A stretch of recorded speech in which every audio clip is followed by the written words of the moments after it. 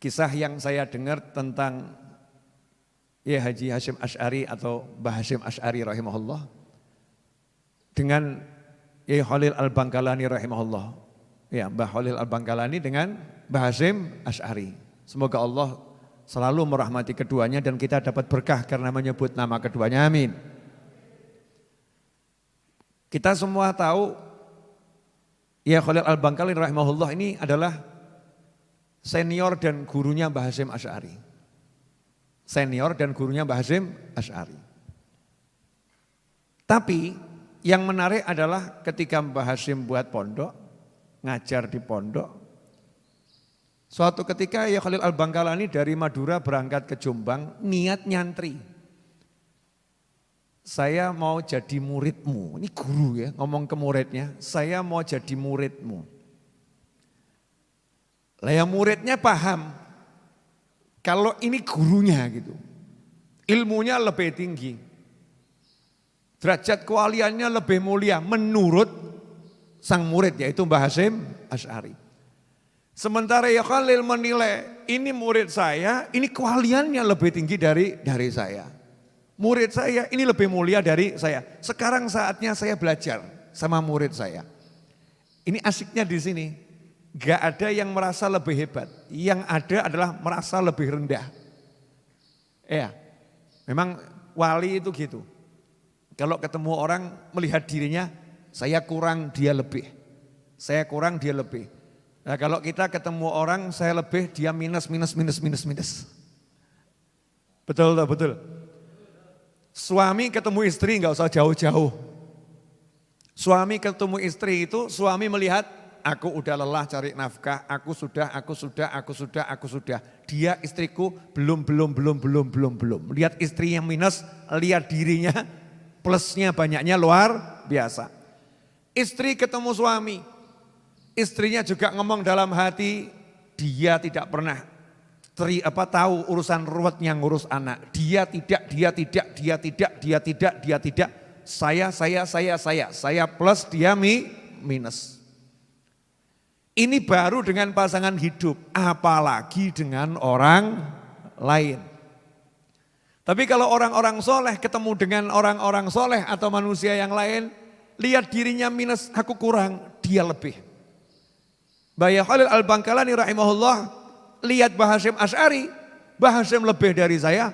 Mbah Hasyim lihat Yai Khalil Al-Bangkalani, Yai Khalil lebih dari saya. Sehingga Yai Khalil rahimahullah maksa pengen nyantri jadi muridnya Mbah Hasyim. Maksa. Lawan namanya murid itu punya kaidah dalam dunia tasawuf, dunia ihsan. Ya, imtithalul amri khairun min suluhil adab. Jalankan perintah guru itu lebih utama daripada bersopan santun sama guru. Jadi ya enggak terus, ya saya enggak pantas jadi guru jenengan yang pantas, jenengan hebat, enggak. Sendiko dawuh. Kalau memang mau belajar ya sendiko dawuh. Jadi muridnya itu niat nuruti guru, enggak niat ngajar. Ya, Mbah Hasyim itu niat nuruti gurunya. Guru saya pengen saya ngajar, ya sudah saya nurut. Niatnya nuruti gurunya. Subhanallah. Dikatakan itu kalau Mbah Hasyim Asy'ari habis subuh itu kan harus ada pengajian. Habis subuh ngaji kitab itu. Itu kalau sudah rampung, mau keluar dari tempat beliau ngajar dari masjid itu, Mbah Hasyim dan Mbah Khalil itu lomba lari. Kalau bahasa sekarang. Lomba lari. Lomba lari ngapain? Lomba lari rebutan ngambilkan sandal. Mbah Hasyim pengen ngambilkan sandal gurunya yaitu Mbah Khalil Al-Bangkalani. Mbah Khalil pengen ngambilkan sandal gurunya yang beliau pandang guru saat itu ya Hasyim. Untuk apa? Memuliakan gurunya. Jadi masing-masing menganggap aku murid dia guru. Yang satu juga menganggap aku murid dia guru. Rebutan ngambilkan sandal. Nah, ini namanya mengenali haknya guru. Oh guru itu ya sandalnya disiapno. Oh guru itu. Nah dengan mengenali haknya orang-orang yang soleh, nanti jadi soleh. Ya nanti jadi soleh. Dan itu sudah ciri-ciri kesolehan. Ciri-ciri kesolehan. Contohnya dalam hadis. Mungkin kalau nonton begini, dengar cerita begini, emang di zaman Nabi ada ya yang seperti ini. Contoh yang seperti ini ada. Sayyidina Abdullah bin Abbas radhiyallahu taala anhuma selesai nyolatkan jenazah, itu kebetulan yang meninggal ibunya atau ayahnya seorang sahabat, ibunya enggak salah, ibunya seorang sahabat yang alim. Maka Sayyidina Abdullah bin Abbas radhiyallahu taala anhuma begitu melihat ulamanya sahabat tadi, segera beliau itu menyiapkan, ya beliau itu menyiapkan kendaraan yang akan dipakai di mana dicari, parkirnya di mana, diambil dituntunkan. Demi menghormati sahabat yang punya ilmu tadi. Nah sahabat yang punya ilmu kok lihat, loh ini ulamanya sahabat juga.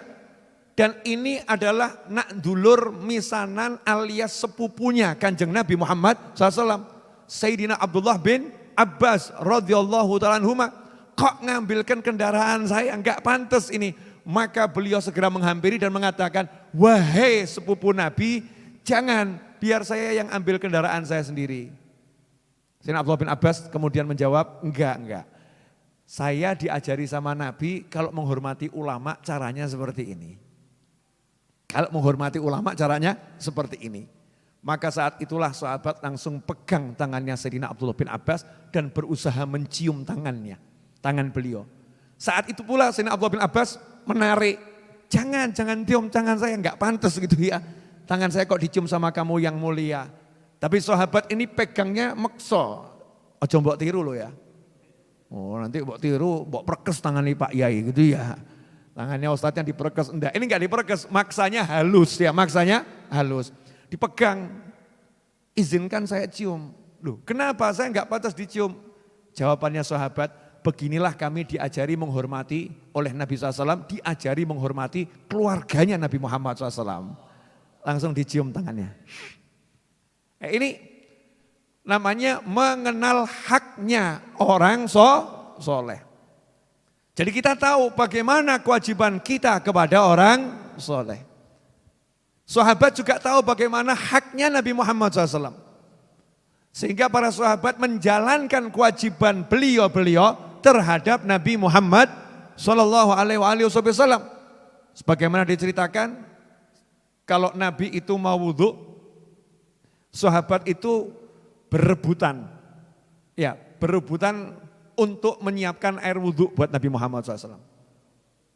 Enggak kemudian seperti kita, ini ustadznya kalau memang zuhud, kalau wali ya enggak usah nyuruh-nyuruh, enggak usah diambilkan, ngambil sendiri ustadznya itu, tempat wudhunya ngambil sendiri, ini namanya ustadznya wali gitu ya. Ya kalau memang ustadznya ngambil air wudhu sendiri, ustadznya baik, kiainya baik, yang enggak baik muridnya. Gurumu kok enggak mbok gawe rekoso ya. Gurumu kok kamu buat susah.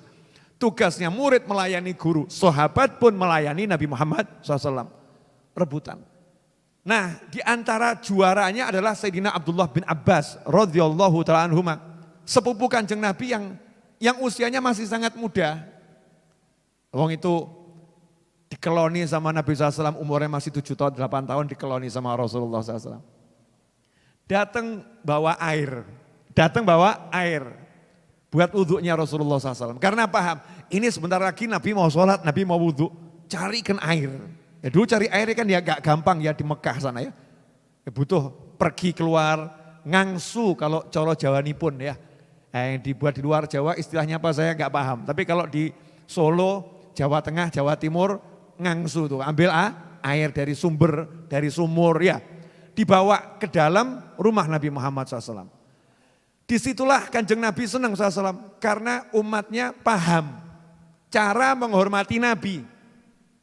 Umatnya paham cara menghormati kekasih Allah Subhanahu wa ta'ala. Maka langsung didoakan, Allahumma faqihu fiddin wa alimhu ta'wil.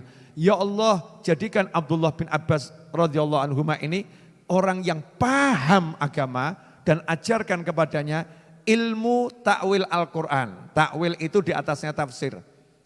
Ta'wil itu di atasnya tafsir. Ya, ilmu tentang Al-Quran yang paling mendalam. Itu namanya takwil. Seketika jadi pinter. Sebelumnya udah pinter. Seketika jadi pinter. Paham takwilnya Al-Quran. Paham agama. Gara-gara apa? Tahu haknya Nabi dan kemudian dapat doanya Nabi Muhammad SAW. Nabi SAW juga tahu haknya sahabat.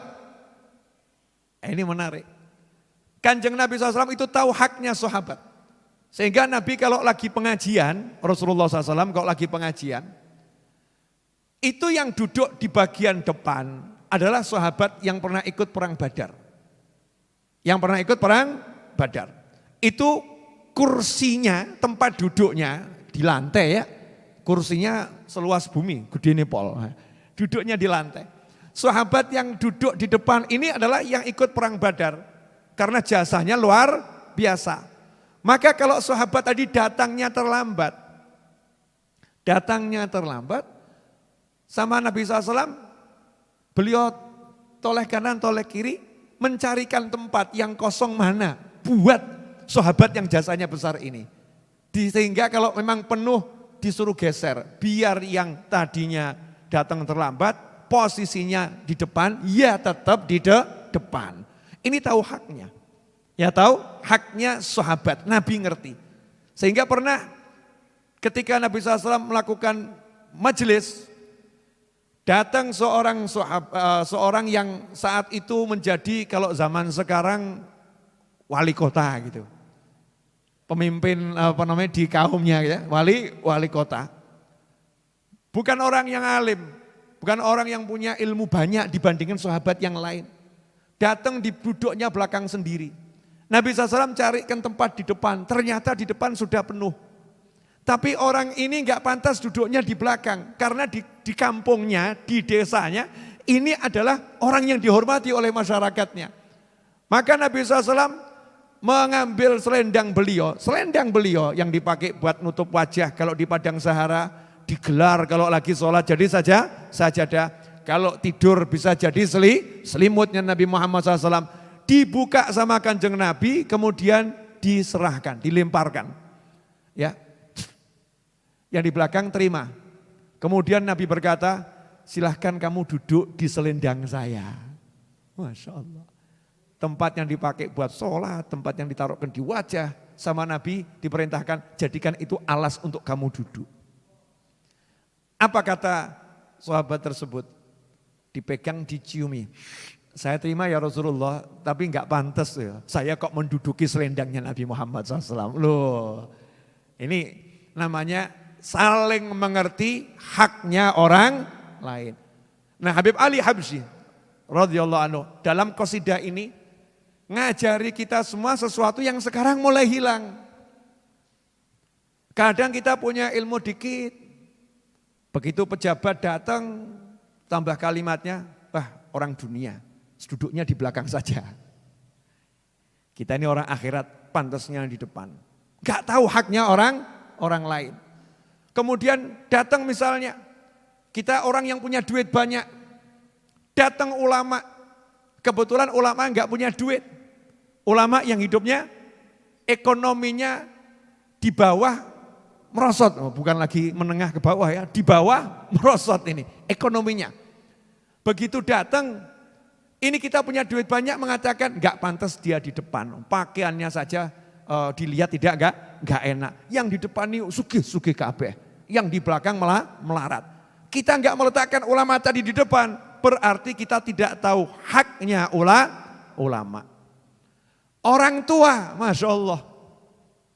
Orang tua, kalau kita ketemu orang tua, haknya orang tua ini kalau ketemu di jalan, Muslim ketemu Muslim adalah mengucapkan salam. Tapi kalau itu orang tua, maka yang muda hendaknya ngasih salam kepada yang tua. Jangan ngenteni, wis tua, wis meh mati, salam kok gak gelem gitu ya.